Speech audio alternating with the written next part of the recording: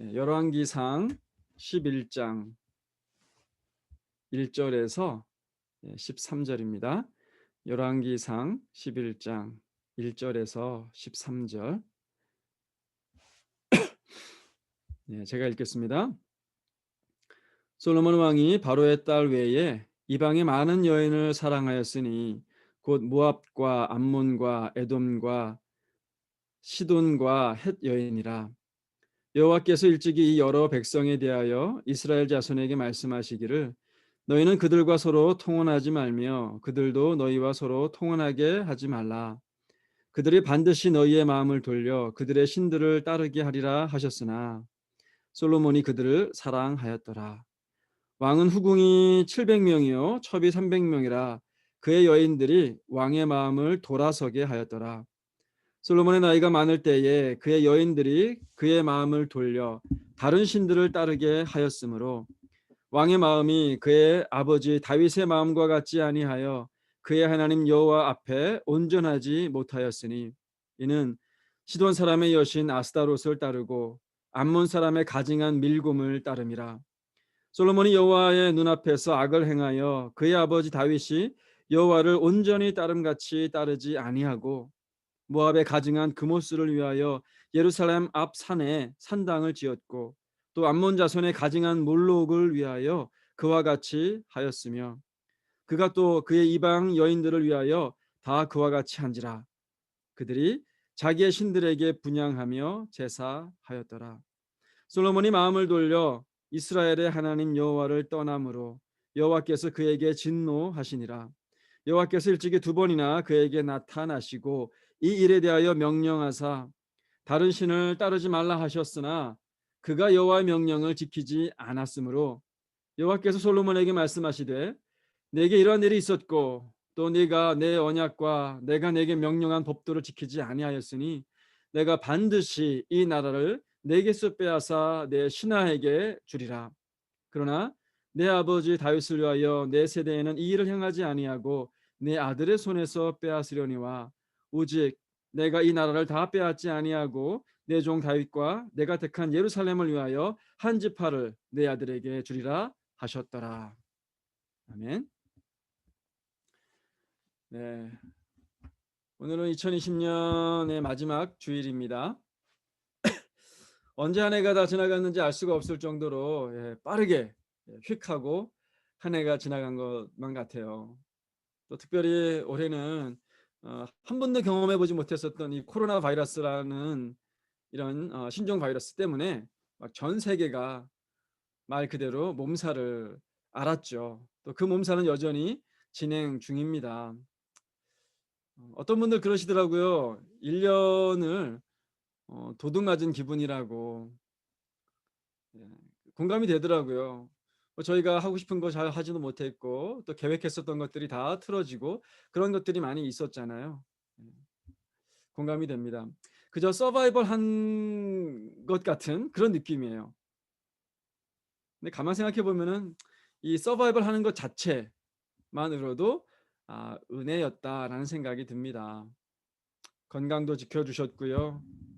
또 먹을 것, 마실 것 공급해 주셨고 또 필요한 것들도 때마다 하나님이 채워주셨다라는 생각이 듭니다. 그리고 함께 모일 수 있는 교회 건물은 없지만 또 교회 건물 있다고 해도 우리가 모일 수도 없잖아요. 하지만 우리의 예배는 멈추지 않고 있습니다. 이 모든 것이 다 하나님의 은혜라는 생각이 듭니다. 이제 그런 감사한 마음으로 한 해를 잘 마무리해야 되는 시기가 됐어요. 또 잘 마무리를 해야 이번 주말부터 시작되는 새해 신년도 잘 시작할 수 있으리라 믿습니다. 오늘 본문은요, 공교롭게도 한 사람의 인생을 마무리하는 그런 사건들을 다룹니다. 이제까지 여러 각도에서 이 사람의 인생을 살펴봤어요. 그렇죠? 누구입니까? 솔로몬 왕이었죠. 솔로몬 왕은 초기에는 하나님과 백성들을 사랑하는 마음 때문에 하나님께 칭찬받았어요. 또 복을 받았습니다. 그런데 그 마음이 오래가지 못했습니다. 하나님을 위해서 성전을 짓는 거 참 좋은 마음에서 시작한 겁니다. 그런데 성전이 과도하게 화려해집니다. 성전뿐만이 아니죠. 곧 이어서 지은 왕궁은 뭐 성전보다 더 화려하게 더 값비싼 건물로 짓습니다. 나라의 모든 금은 보화들을 갖다가 이 두 건물을 짓는데 다 소모를 해요. 솔로몬의 마음이 처음에는 겸손했었던 그 마음과 점점 멀어지고 이제 높아지고 싶고 이름을 내고 싶고 알려주고 싶고 하는 그런 교만에 물들어 갑니다. 일단 타락하기 시작한 솔로몬은 멈출 수가 없었습니다. 오늘 본문은요, 솔로몬이 얼마나 많이 타락했는지, 그리고 왜 그렇게까지 타락하게 되었는지, 타락의 이유들을 말해줘요. 그래서 이 말씀을 들으시면서 저희의 인생을 조명해보고 올 한 해 우리의 삶은 어땠는가라고 돌아보는 그런 시간 갖기를 원합니다. 먼저 솔로몬이 얼마나 타락했는지부터 살펴보겠습니다. 5절 한번 보세요. 5절과 7절 말씀에 잘 나와 있는데 솔로몬이요, 안타깝게도 우상 숭배의 길로 들어섭니다. 5절 보세요. 이는 시돈 사람의 여신 아스다롯을 따르고 암몬 사람의 가증한 밀곰을 따름이라. 7절 모압의 가증한 그모스를 위하여 예루살렘 앞 산에 산당을 지었고 또 암몬 자손의 가증한 몰록을 위하여 그와 같이 하였으며. 하나님께 일천번제를 드릴 만큼 하나님을 사랑했었던 솔로몬이었어요. 그랬던 그가 이제 우상을 섬깁니다. 하나님이 가증히 여기는 우상들이에요. 그 우상들에게 절을 합니다. 그 우상들을 좋아해요. 시돈, 암몬, 모압 이런 나라들은 다 주변 국가들이거든요. 주변 국가들에서 섬기고 있는 우상들을 다 섬깁니다. 시돈의 아스다롯, 이 아스다롯은요 바알 신의 아내예요. 옛날 그 우상들 신들은 또 짝이 있고 막 그렇거든요, 부부처럼. 바알 신의 아내인데 이 아스다롯은 풍요와 번식 그리고 쾌락의 상징입니다. 쾌락의 신이에요.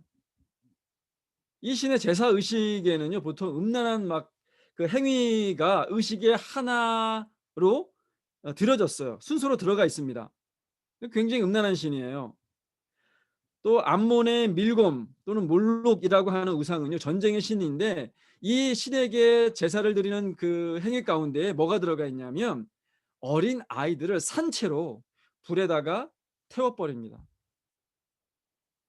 제물로 드리는 거예요, 어린 아이들을. 이 행위들이 하나님이 좋아하시겠어요? 얼마나 싫어하고 얼마나 혐오하시는 그런 제사 행위입니까? 그런데 그 우상들을 누가 솔로몬이 섬겼다는 거예요. 그 제사 의식에 직접 참여했다는 겁니다. 얼마나 많이 타락한 거예요. 도대체 솔로몬은 왜 이토록 타락하게 된 것일까요? 왜 이토록 하나님이 미워하시는 우상 숭배의 길로 접어 들게 된 것일까요? 그 이유를 알아봅시다. 1절 말씀을 보면 솔로몬 왕이 바로의 딸 외에 이방의 많은 여인을 사랑하였으니 곧 모압과 암몬과 에돔과 시돈과 헷 여인이라. 오늘 본문에서 얘기하는 첫 번째 표면적인 이유는요, 솔로몬이 누구를 사랑했다고요? 이방 여인들을 사랑했기 때문이에요. 솔로몬의 첫 번째 부인이 누굽니까? 애굽 바로 왕의 딸이에요. 보통 이게 바로의 사위인 거예요, 이 솔로몬이. 보통 애굽은 이 이스라엘과 굉장히 적대적인 그런 관계 아닙니까? 애굽과 바벨론 여기는 완전히 타락한 곳으로 묘사가 되어진단 말이에요. 우상 숭배가 득실득실했던 곳이란 말이에요.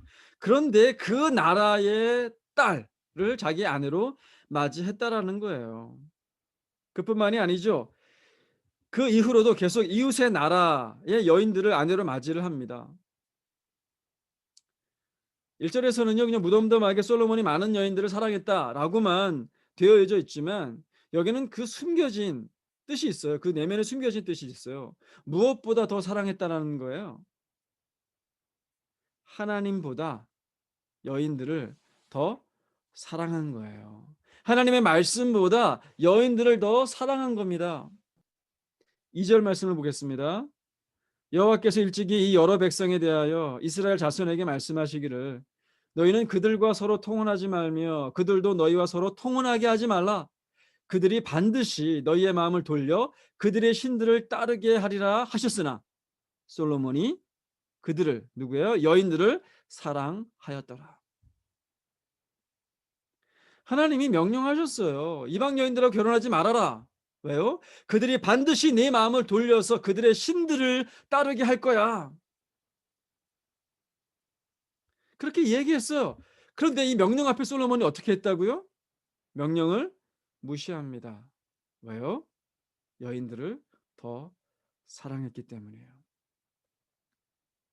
하나님이 이방 여인들을 사랑하지 말고 그들과 결혼하지도 말아라 라고 권면하시고 명령하신 이유가 뭐예요? 근본적인 이유가 뭡니까? 종족 보존을 위해서예요? 혈통을 순수하게 유지하기 위해서요? 그게 아니죠. 우상들 때문입니다. 그들이 섬기는 우상들 때문이에요. 여인들을 향한 사랑은 우상들을 향한 사랑으로 이어지기 때문이에요. 이방 여인들을 사랑하되 나는 하나님은 변치 않는 마음으로 하나님을 섬길 거야. 하나님 사랑할 거야. 이게 될까요? 그 불가능한 일입니다. 불가능한 일이에요. 왜 그렇습니까? 여인들을 사랑하면은 그 여인들 안에 있는 신들도 사랑하게 되기 때문이에요. 그 여인들은 어떤 여인들입니까? 각자의 우상들이 완전 뼛속까지 지배하는 사람들이에요. 그들의 정신을 지배합니다. 그들의 삶의 목표를 지배합니다. 그들의 라이프 스타일을 지배합니다. 삶을 지배해요. 여인들을 사랑했다라고 하는 건 결국 그 여인들 안에 있는 우상들도 사랑하게 되었다라는 뜻이에요. 그 결국 어떻게 됩니까? 3절 말씀을 보세요.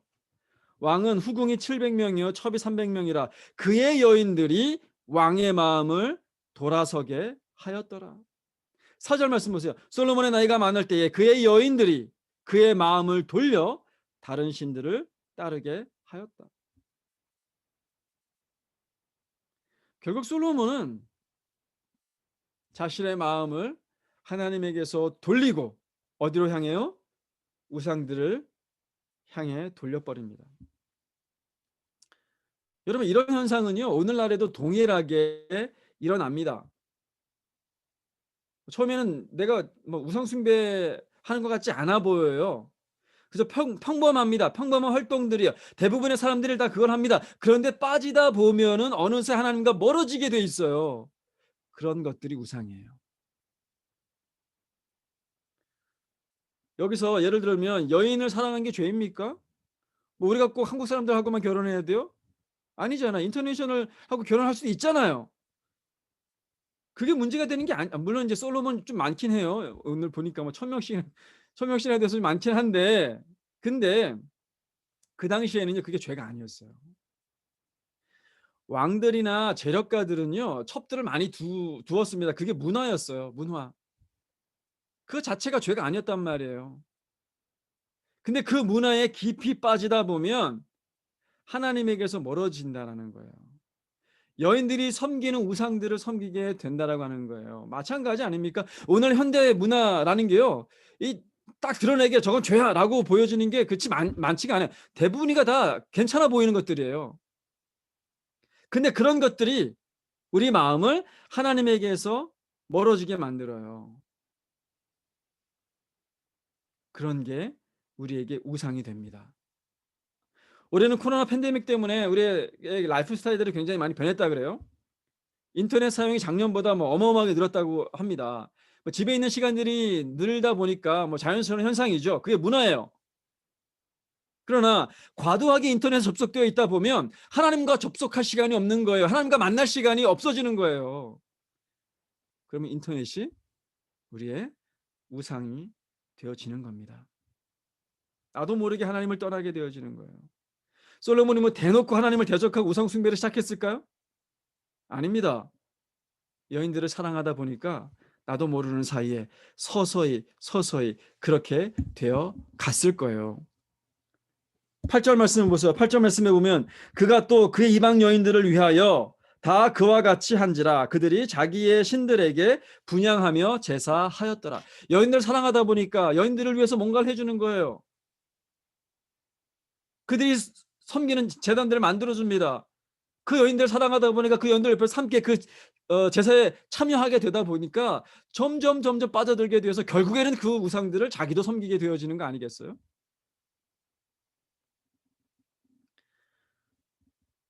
우리에게 적용해 봅시다. 저와 여러분의 삶에는 어떤 것들이 솔로몬의 이 여인 사랑에 해당이 되어집니까? 막 대놓고 죄처럼 보이진 않아요. 그런데 서서히 우리를 하나님에게서 떠나게 만드는 것들. 그런 것이 뭔지 우리 스스로에게 질문해 보셔야 합니다.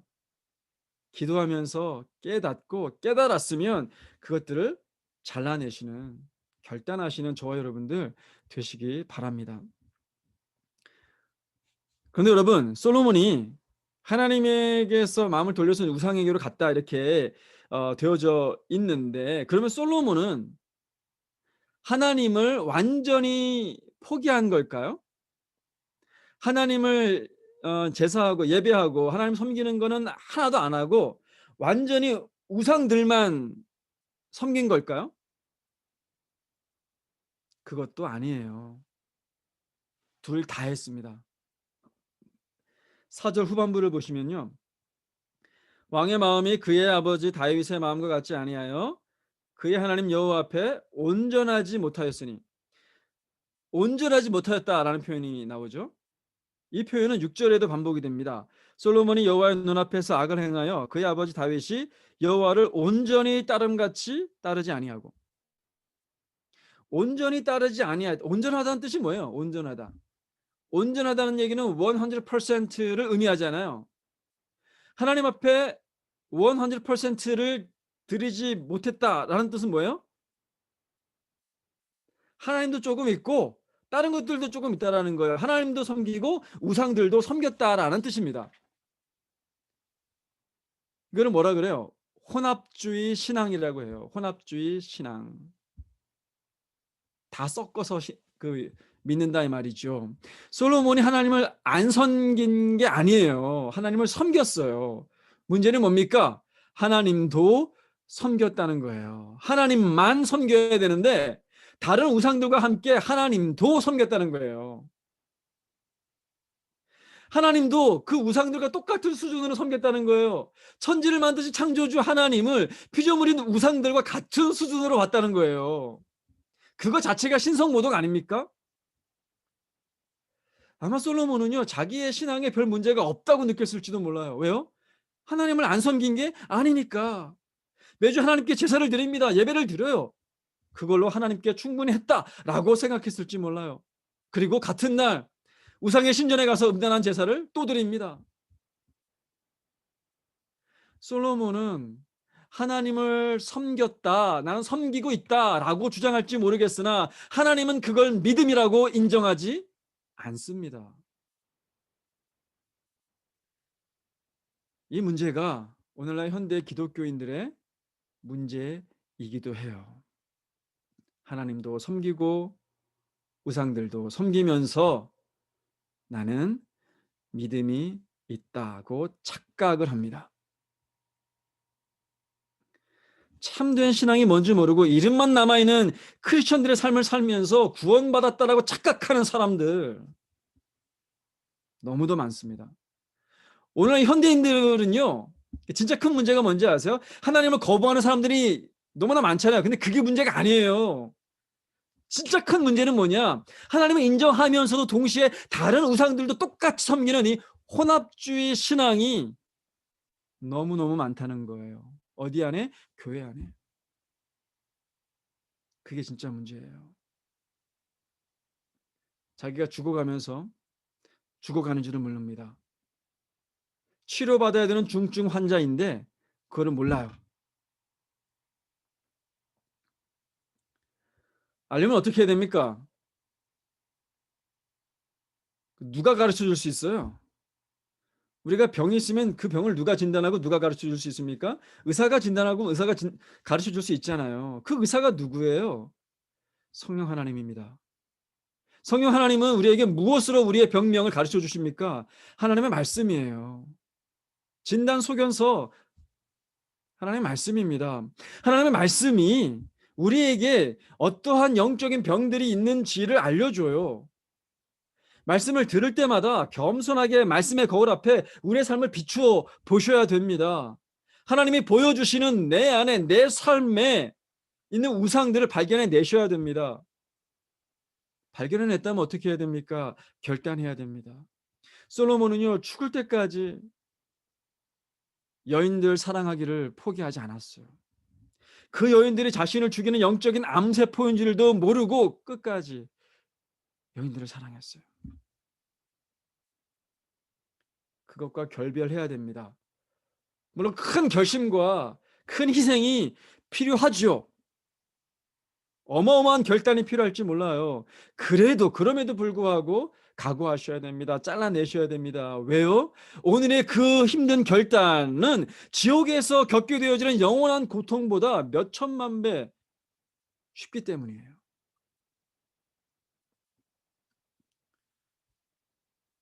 솔로몬이 이렇게 타락해 가는데 그럼 한 가지 궁금증이 생깁니다. 솔로몬의 이 타락을 지켜보는 하나님은 그를 왜 그냥 내버려 두었을까? 하나님이 그냥 방치하셨을까요? 방치하시지 않았습니다. 9절 말씀 보세요. 솔로몬이 마음을 돌려 이스라엘의 하나님 여호와를 떠남으로 여호와께서 그에게 진노하시니라. 여호와께서 일찍이 두 번이나 그에게 나타나시고.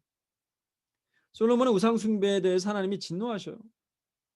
진노하시면 어떻게 해야 됩니까? 그 다음에 막 심판하시고 벌을 내리시고 징계를 하셔야 되잖아요.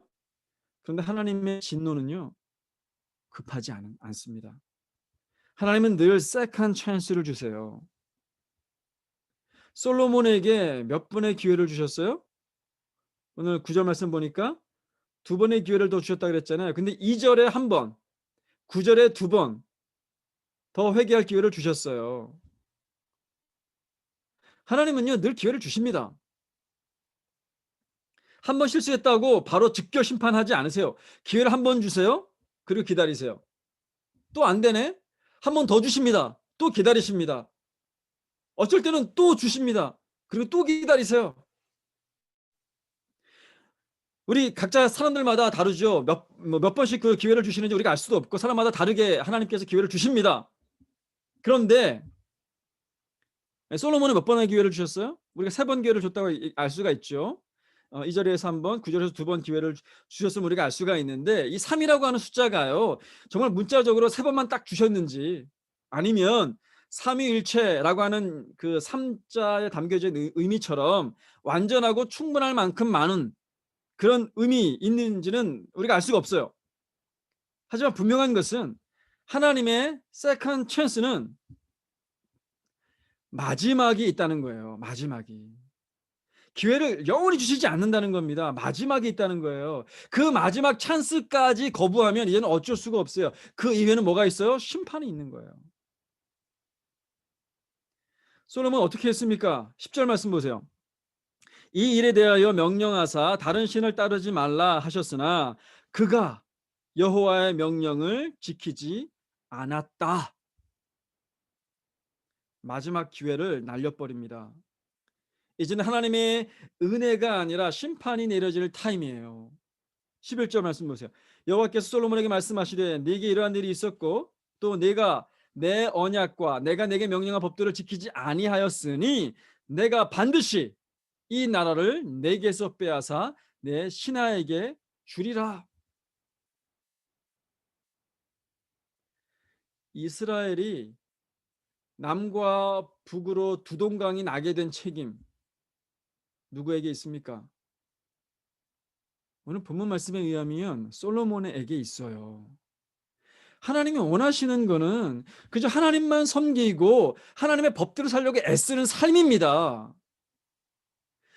우리에게 완벽함을 요구하시나요? 완벽하지 않으면 모두 심판하시는 그런 분이신가요? 그렇지 않아요. 그렇다면 그에게 그 수많은 제사 제도를 왜 명령하셨습니까?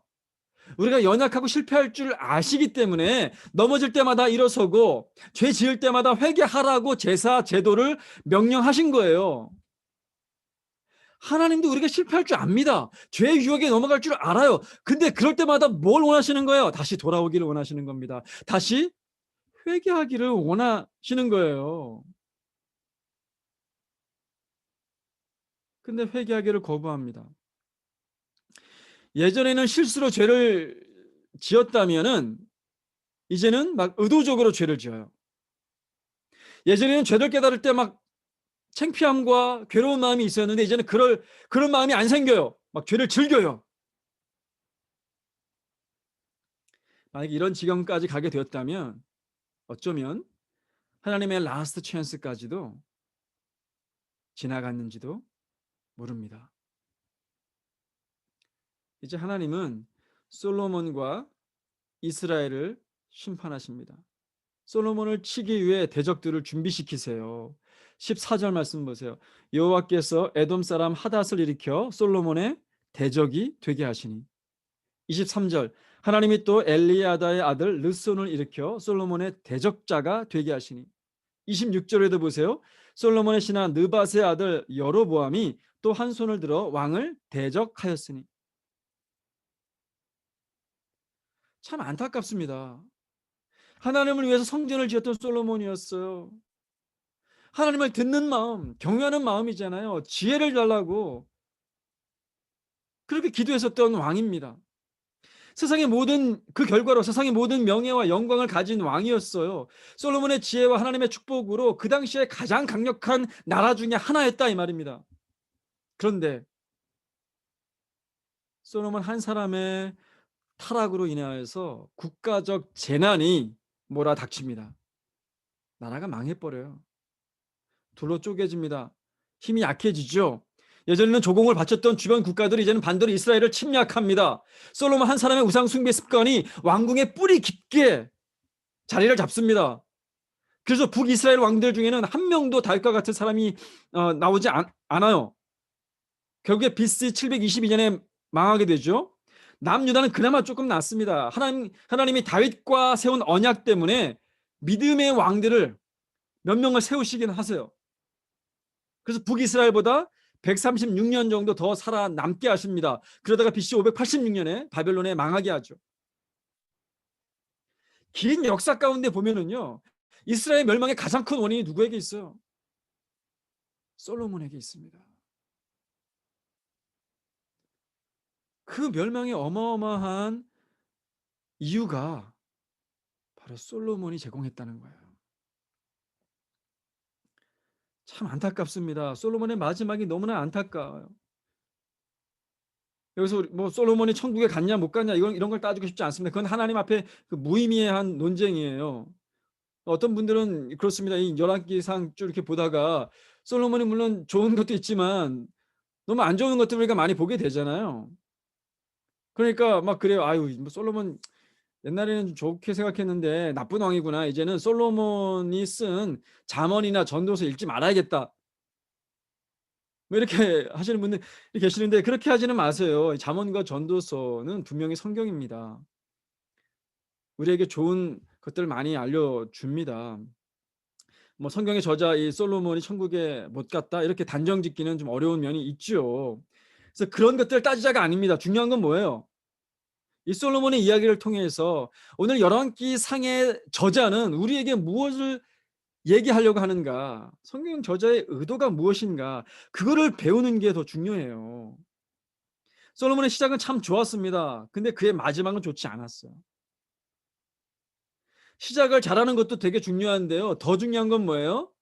마무리를 잘 하는 겁니다.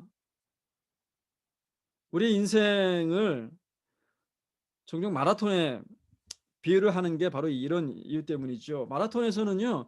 시작을 좀 나쁘게 했어도 괜찮아요. 왜요? 우리가 역전할 수 있는, 그죠? 만회할 수 있는 기회들이 많이 있기 때문이죠. 초반에 실수할 수 있습니다. 자, 여러분들은 이제 마라톤을 시작했다고 생각해 보세요. 인생의 마라톤을 시작했습니다. 뛰다 보니까 막 꽃향기가 너무나 좋아요. 옆에 산이 보이는데 막 산이 풍경이 너무나 아름다운 거예요. 밴프 막 내셔널 파크가 막 있는 거예요. 어떻게 합니까? 도로를 벗어나서 산으로 가는 거예요. 캠핑을 떠납니다. 방향에서 어긋나는 거죠. 또 막 뛰다 보니까 막 바닷가를 만나게 되는데 바닷가에서 신나게 파티를 하는 그런 사람들이 보여요. 너무 재밌어 보여요. 또 도로를 벗어나서 바닷가에서 파티를 즐기는 사람들과 함께 파티를 즐깁니다. 방향을 벗어난 거죠. 우리가 그런 실수를 할 수가 있어요. 또 어떤 분들은요, 출발은 했어요. 그런데 여러 가지 일들 때문에 주저앉는 사람들이 있습니다. 슬프고 우울하고 절망스러운 일들, 그런 일들 때문에 한 발자국도 더 나가지 못하고 그저 주저앉아버린 사람들이 있어요. 그런데 우리가 실망하지 말아야 되는 이유가 있죠. 우리의 믿음의 그 마라톤, 믿음의 여정을 포기하지 말아야 되는 이유가 있습니다. 왜요? 우리에겐 코치님이 계시거든요. 노선을 벗어나서 세상의 유혹으로 잘못된 방향으로 가고 있을 때 우리 코치님이 우리에게 소리칩니다. 외칩니다. 정신 차려라.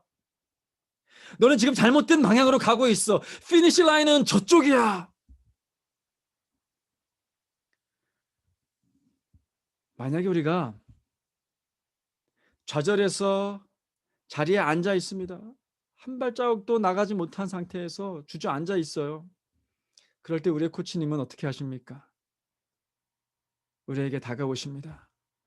우리 어깨를 안아주시면서 부드러운 목소리로 우리를 위로해 주시죠. 격려해 주십니다.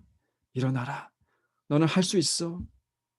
내가 너와 함께 뛰어줄게. 조금 있으면 피니시 라인이 보일 거야. 사랑하는 여러분, 이렇게 우리 옆에서 때로는 책망하시고 때로는 위로와 격려를 해주시는 분이 누구세요? 하나님이십니다. 우리 주 예수님이세요. 그분이 우리와 함께 하십니다. 이제 올 한 해를 마무리하는 시간이에요. 물론 2020년이 우리 인생의 마지막 해가 되지는 않겠죠. 그러나 한 해를 마무리하면서 이 솔로몬의 마지막을 생각해 보기를 원해요. 그의 마지막이 우리 인생의 마지막이 되지 않기를 바랍니다. 혼합주의 신앙에 빠져가지고 하나님도 섬기고 우상도 섬긴 솔로몬. 세컨 찬스를 주었음에도 불구하고 하나님보다 우상 섬기는 걸 포기하지 않았던 솔로몬. 이 솔로몬의 마지막 모습이 우리의 모습이 아니기를 바라요. 반대로 비록 죄의 유혹에 넘어질 때도 있지만 그때마다 우리에게 손 내미시는 예수님을 붙잡고 다시 일어서고 우리 인생의 피니시 라인, 천국을 향해서 한 발자국 한 발자국 믿음의 발걸음을 내딛는 저와 여러분들 다 되시기를 주님의 이름으로 축복합니다. 아멘. 네, 같이 기도하겠습니다.